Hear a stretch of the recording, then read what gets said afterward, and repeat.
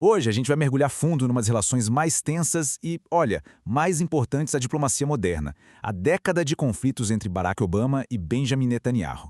Foi uma aliança que rachou no topo e as consequências disso, bom, elas redesenharam o mapa político do Oriente Médio e ecoam até hoje.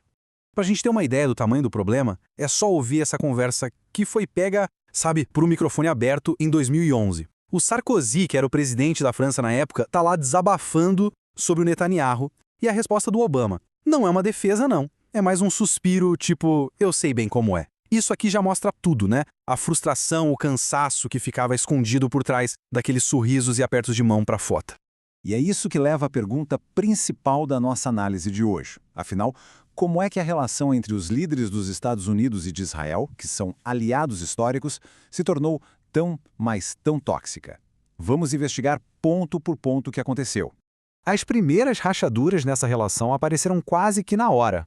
O estopim foi a questão da terra e das fronteiras, que é, sem dúvida, um dos temas mais delicados e que definem todo o conflito entre Israel e Palestina.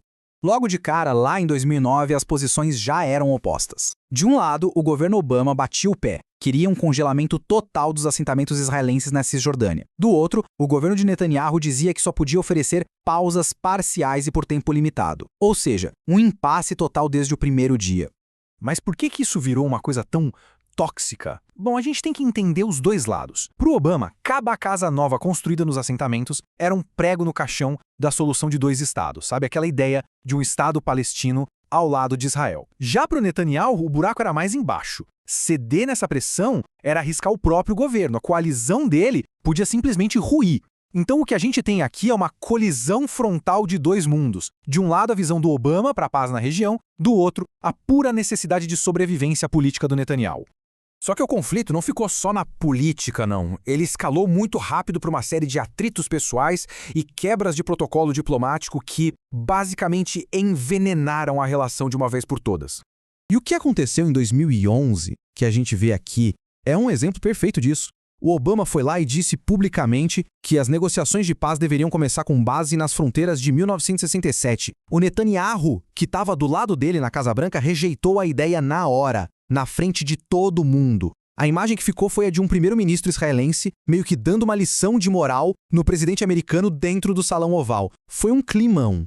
Esse evento e outros que vieram depois levaram a relação para um novo patamar, o colapso completo da confiança. A desconfiança, que era privada, virou humilhação pública, e as regras da diplomacia foram para o espaço.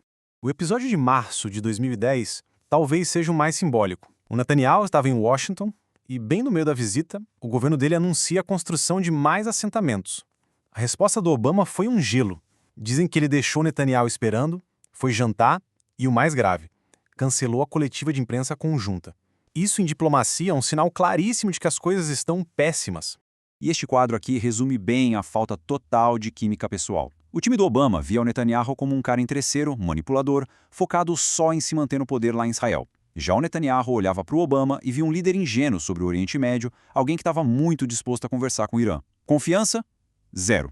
Agora, é muito importante entender uma coisa. Apesar dessa briga toda, a cooperação oficial entre os países continuou. Só que era uma cooperação por pura necessidade estratégica, não porque existia respeito ou confiança entre os líderes. E essa cooperação por necessidade estava prestes a ser testada até o limite por um assunto explosivo, o Irã.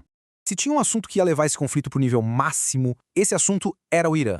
A briga em torno do acordo nuclear iraniano virou uma guerra aberta entre os dois governos. Aqui está o coração do problema. A prioridade número 1 do Obama era frear o programa nuclear do Irã usando a diplomacia, o que resultou naquele famoso acordo, o JCPOA. Para o Netanyahu, qualquer acordo com o Irã, qualquer um, era uma ameaça à própria existência de Israel. Não eram só visões diferentes, eram realidades completamente opostas.